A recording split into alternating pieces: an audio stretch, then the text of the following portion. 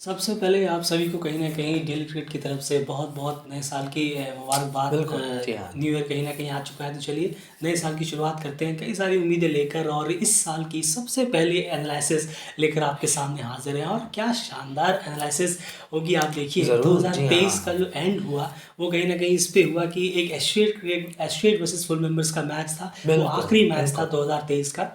International match की अगर हम बात करें, वहाँ पर एसोसिएट ने फुल मेंबर को मात भी दी थी। जी तो कहीं न हाँ। कहीं एक फैंटास्टिक नोट पर ख़त्म हुआ 2023 का ये साल। और उसके बाद हम सोचा कि चलिए कल सुबह ही सबसे पहली एनालिसिस जो आपके सामने प्रेज़ेंट करेंगे 2024 की, वो कहीं न कहीं होगी यूएई वर्सेस अफ़गानिस्तान। किस तरह से आखिर यूएई ने अफ़गानिस्तान को इस मैच में मात दी, चलिए इस पे बात करते हैं। सबसे पहले यहाँ पर अगर हम शुरुआत करें हैं, तो कल के मैच में यूएई ने पहले बैटिंग की है। कई सारे परतें हैं इस एनालिसिस में, जो उम्मीद है कि आप पूरा वीडियो सुनेंगे तो आपको समझ में आएगा किस तरह से यूएई ने कड़ी दर कड़ी मात दी है। लेकिन सबसे बड़ी कड़ी जो होगी वो है फेस बाय फेस जानना कि तीनों फेसेस में यूएई ने अफगानिस्तान को किस तरह से पटखनी दी है इस पहले मैच में। फिर धीरे धीरे आगे बढ़ते हैं। नहीं, ज़रूर देखिए सबसे पहले अगर हम बात करें यहाँ पर तो यूएई ने पहले बल्लेबाज़ी की और उसके बाद 1 से 6 ओवर में पहले बैटिंग करते हुए पावर प्ले में 55 रन बनाए। उसके बाद बिना किसी नुकसान के वहीं पर अफ़गानिस्तान ने इस फ़ेज़ में 1 से 6 ओवर में 47 रन बनाए थे और 1 विकेट का नुकसान उन्हें हुआ था। वहीं पर 7 से 15 ओवर की बात करें तो यहाँ पर टीम ने 57 रन बनाए और 4 विकेट का नुकसान यहाँ टीम को उठाना पड़ा।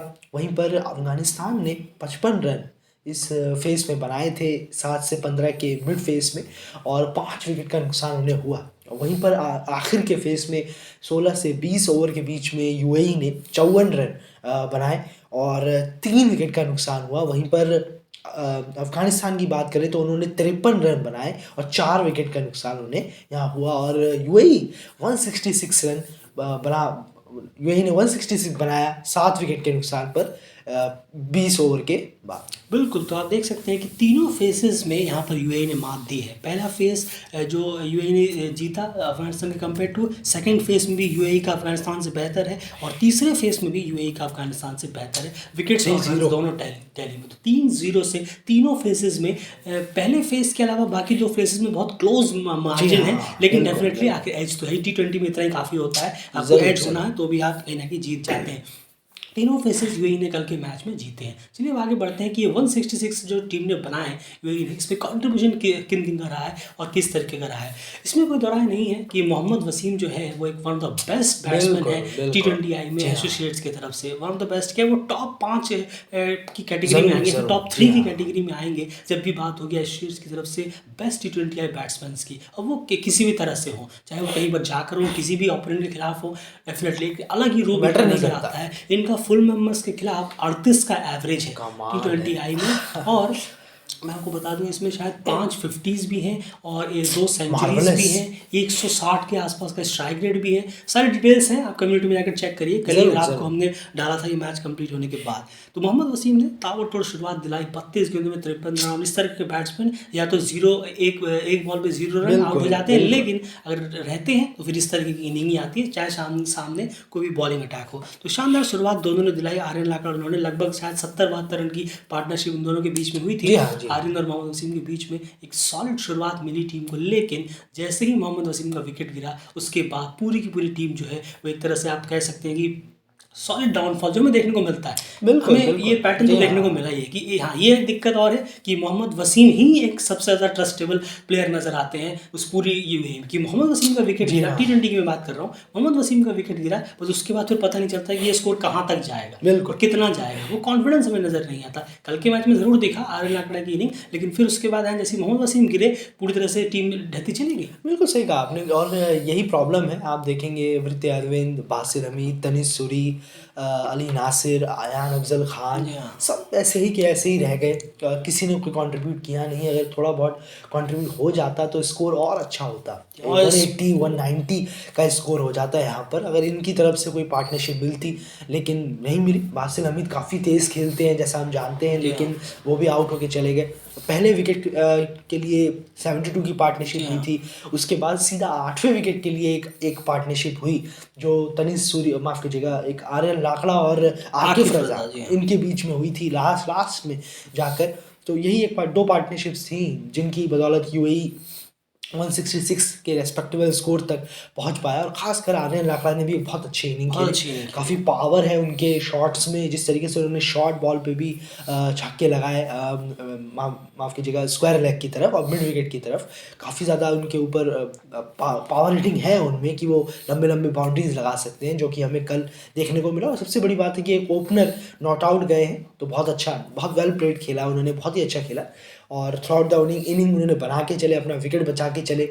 जैसे मोहम्मद वसीम जैसे का विकेट गया, तो एक ओपनर अगर लास्ट तक जाते तो बहुत फ़ायदा होता, और वो हमें कल देखने को मिला। बिल्कुल यही चीज़ हम पिछले मैच में कह रहे थे। आप देखिए विद्या अरविंद को डेफिनेटली अपनी T20 करियर में कुछ बेहतर करना होगा, अपने आप पे काम करना होगा, ऐसे काम नहीं चलेगा। आप अपना एवरेज 25 से ऊपर इसलिए बचाए रखे हुए हैं क्योंकि आप सेफ इनिंग बीच में खेल देते हैं। 70 बॉलों में 60 रन, 50 बॉलों में 40 रन, टीम को फायदा होता नहीं है। इस वजह से आपका एवरेज जो है 25 के ऊपर है, वरना वो एवरेज अगर आप रियल में खेलने की कोशिश करेंगे तो धड़ाम से गिरेगा 10-15 पे आकर। तो ये कहीं ना कहीं को सोचना चाहिए। तो वृत्ति अरविंद, बासिल हमीद और अयान अफजल खान, इन तीनों के बल्ले से कल कुछ भी कंट्रीब्यूशन निकला, ना के बराबर कंट्रीब्यूशन रहा, जिस वजह से टीम को जो है एक बार फिर से स्ट्रगल करना पड़ा। वो तो आर्यन लाकड़ा है जिन्होंने शानदार नॉट आउट इनिंग खेलकर टीम को एक 150 पार कराया और एक अच्छे टोटल तक पहुंचाया, जो बॉलर्स के पास काफ़ी कुछ था डिफेंड करने के लिए।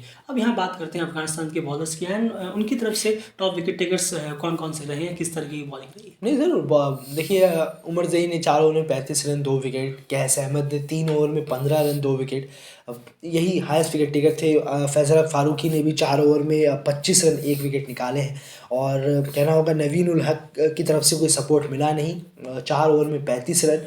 थोड़ी बॉलिंग में थोड़ा बहुत कहना होगा कि थोड़ा सा फ्लो नज़र आया, एक फ्लॉज नज़र आया कहना होगा। जब बॉलिंग करा रही थी टीम, इतनी ज़्यादा परफेक्शन नहीं थी बॉलिंग में जो सामने वाली टीम को दिक्कत पैदा कर सके। हाँ, ये था कि बीच में कैस अहमद आए तो उन्होंने विकेट काफ़ी शानदार दिलाए। उमर ज़ई ने एक ही ओवर में 2 विकेट दिलाए, वापसी बहुत अच्छी कराई थी। लेकिन कल के मैच में यूएई के जो आर्यन लाकड़ा है, उन्होंने बहुत आउटस्टैंडिंग खेला था।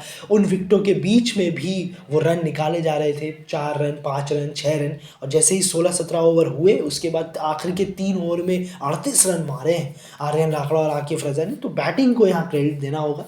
बॉलर्स ने अपनी कोशिश ज़रूर की, लेकिन बैट्समैन ने उसे पूरा होने दिया। बिल्कुल। तो यहाँ पर कहीं ना कहीं एक चीज़ और है कि अगर आपको ये आप सोच लेंगे कि अगर आपके जहन में सवाल है कि नवीन उल यहाँ पर क्या कर रहे हैं, जब ऑलरेडी उनके 2 साल का जो है बैन लगाया जा चुका है, तो ये याद रखिएगा उन प्लेयर्स को कॉन्ट्रैक्ट से बाहर निकाला गया है। उन्हें कॉन्ट्रैक्ट से निकाला गया है। ऐसा नहीं है, जब भी ज़रूरत अफगानिस्तान को पड़ेगी तो वो उन्हें एज अ प्लेयर ले सकते हैं, लेकिन कॉन्ट्रैक्ट उन्हें नहीं दिया जाएगा। हाँ, 2 साल का लीग्स का उनका बैन ज़रूर है। चलिए अब बात करते हैं अफगानिस्तान की बैटिंग स्कोर कार्ड की। बैटिंग फेज बाय फेज हमने आपको पहले ही समझा दिया था। तीनों फेजेस में यूएई ने अफगानिस्तान को हराया। अफगानिस्तान के जो टॉप स्कोरर्स रहे थे, कंट्रीब्यूटर्स रहे थे, उनकी यहाँ पर बात कर लेते हैं। यहाँ पर ओपनर्स की बात करें, शुरुआत टीम को अच्छी मिली। हजरतुल्लाह जज़ई 36 रन बनाए और मेरे ख्याल से काफ़ी वक्त बाद उनका ये 30+ आया है। बहुत ही ख़राब फॉर्म से गुजर रहे हैं हजरतुल्लाह जज़ई।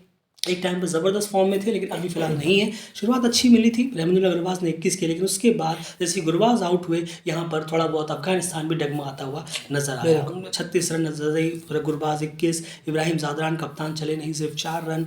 उसके बाद नजीबुल्लाह ज़ादरान 12 रन। फिर वहाँ पर आकर मोहम्मद नबी ने 27 गेंदों में 27 रन की इनिंग खेलकर थोड़ी कोशिश ज़रूर की, लेकिन दूसरी तरफ से कोई खासा सपोर्ट नहीं मिला। उसके बाद दारविश रसूली 0, अजमतुल्लाह उमर जई 1 रन, कैस अहमद ने थोड़ी कोशिश की नीचे आकर 18 रन 13 गेंदों में, लेकिन तब तक दिक्कत क्या थी कि रन रेट जो है वो काफ़ी बढ़ता चला जा रहा था और अकेले नबी जो है वो कहीं ना कहीं अकेले पड़ जा रहे थे। और नबी ने भी थोड़ा सा लेट स्ट्राइक स्टार्ट किया, एट द एंड टीम को यहाँ पर हार का सामना करना पड़ा। एंड सीधे मैं चलना चाहूँगा यूएई की बॉलिंग की। यूएई की बॉलिंग की यहाँ मैं बात करना चाहूँगा। यूएई की बॉलिंग को आप किस तरह से एनालाइज करना चाहेंगे, किस तरह की बॉलिंग रही है, क्या शानदार बॉलिंग परफॉर्मेंस दिखाई है प्लेयर्स ने, क्या अलग रहा है बॉलिंग में इन कम्पेयर टू मैच 1? नहीं, बिल्कुल, देखिए कहना होगा कि खासकर जो आकिफ रजा है और जवादुल्ला है, इनकी जो बॉडी क्लोज जो बॉलिंग रही है वो शानदार रही है। दोनों बॉलर्स की बहुत बेहतरीन बॉलिंग कराई है इन दोनों ने, क्योंकि आकिफ रजा जो थे वो बहुत महंगे साबित हो रहे थे। दूसरी तरफ से उन्होंने शायद 2 ओवर में ही काफ़ी ज़्यादा रन लुटा दिए थे, 2.5 में 33। हाँ, तो 25 करीब रन उन्होंने लुटा दिए थे 2 ओवर में अपने, और आखिरी में उन्हें ही डिफेंड करना था आकिफ रजा को, जो कि उन्होंने शानदार डिफेंड भी किया। लेकिन जवादुल्ला और आकिफ रजा की तारीफ करनी होगी, जिस तरीके से ये दोनों बॉलर, माफ़ कीजिएगा, अली नासिर की जी हाँ, बिल्कुल अली नासिर की, जिन्होंने बहुत शानदार बॉलिंग कराई। जवादुल्ला ने जो नई बॉल से बॉलिंग हो रही थी, आउटस्टैंडिंग बॉलिंग थी, जो मूव कर रही थी बॉल, जैसे कि हमने आपसे कहा था कि वृद्धि अरविंद को दिक्कत हो रही थी पहले मैच में खेलने में, लग जी नहीं रहा हाँ। था कि वो कहाँ पर पर्थ में खेल रहे हैं। एग्जैक्टली इस मैच में नज़र आया कि रहमानुल्लाह गुरबाज, रज़ई को बहुत, इब्राहिम ज़ादरान को शुरू के 6-7 ओवरों में बहुत दिक्कत हो रही थी खेलने में। टेरिफिक बॉलिंग हुई है जवादुल्ला की और अली नासिर की, बहुत बेहतरीन शानदार बॉलिंग कराई है। लेंथ इन्होंने हार्ड लेंथ रखी, यानी कि शॉर्ट लेंथ का भी इस्तेमाल किया, गुड लेंथ का भी काफ़ी अच्छा इस्तेमाल किया। जो दानिश रसूली को बोल्ड मारा वो भी बहुत बेहतरीन था, एकदम अंदर आई बॉल, उनका एज लगा और सीधा बोल्ड गए। तो जगह नहीं दी इन बॉडी के दोनों ही, बहुत क्लोज रहते बिल्कुल दोनों ही बॉलर्स ने।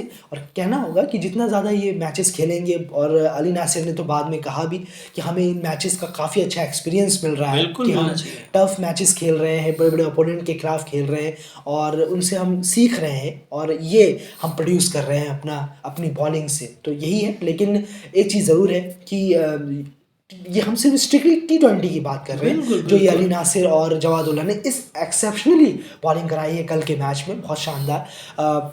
इनको और खासकर जवादुल्ला को यूएई को ट्राई करना चाहिए कि 50 ओवर में भी इनको ज़रा इस्तेमाल करें। आउटस्टैंडिंग बॉलिंग है, इनका जो आर्म है, रिदम है, जो फॉलो थ्रू है वो ज़बरदस्त है, स्पीड भी है इनके पास, बहुत दिक्कत पैदा की है इन्होंने। और हमारी नज़र इन पे बहुत पहले से भी है, जी हाँ, गिलक्रिस्ट पिछले ने साल रखा था। या इसी साल से, जब शुरू में ये आए थे तब से बहुत एक्सीलेंट बॉलर होंगे आने वाले वक्त में, बहुत कमाल की चीज़ होंगे ये यूएई के लिए। बिल्कुल रेहान, सही कहा आपने। और वो पिछला साल हो गया, क्योंकि अब तो नया साल आज से शुरू हो गया। खैर, यहाँ पर बात है, लेकिन आनंद, ये आपने सही कहा कि हम यहाँ स्पेसिफिक T20 की बात कर रहे हैं, क्योंकि 4 ओवर डालना और 10 ओवर तक ज़मीन इस आसमान चीज़ का की फ़र्क है। कंसिस्टेंसी बनाए रखना, इसमें फ़र्क है। लेकिन ऐसा नहीं है कि वो प्लेयर ये कर नहीं सकता। उस पर अगर काम हो, उस प्लेयर पर अगर बिल्कुल, काम हो, बिल्कुल। और वो उनका डेडिकेशन अगर स्ट्रांग हो, तो डेफिनेटली वो इस 4 ओवर के स्पेल को भी 10 ओवर तक तब्दील कर सकते हैं। इसका एक एग्जाम्पल आपको पाकिस्तान की टीम में देखने को मिलेगा। वो पाकिस्तान की टीम जैसे जैसे फॉर्मेट्स होते जाते हैं, उनके जो बॉलर्स हैं वो बिल्कुल। स्ट्रगल करते हुए हमें नजर जी आते हाँ। हैं, हाफते हुए नजर आते हैं। 4 ओवर के स्पेल में आउटस्टैंडिंग होते हैं उनके बॉल्स। फिर ओडीआई आता है, थोड़े से डल होते हैं, टेस्ट आता है तो और डल हमें जी नजर हाँ। आते हैं। तो ये कहीं ना कहीं और भी टीम है, ऐसा नहीं सिर्फ पाकिस्तानी है। तो खैर, ये चीज़ यहाँ पर कहने की बात है। लेकिन कल के मैच में ज़बरदस्त बॉलिंग हुई और जवादुल्ला पे नज़र हमारी लगातार, पहले बिल्कुल, हमने आपसे बिल्कुल। कहा भी था जी कि हाँ। जो यंग प्लेयर्स हैं जिन पे बहुत नज़र रहेगी आने वाले वक्त में, उनका यूएई में हमने जवादुल्ला की भी बात की थी। उम्मीद है आपको वो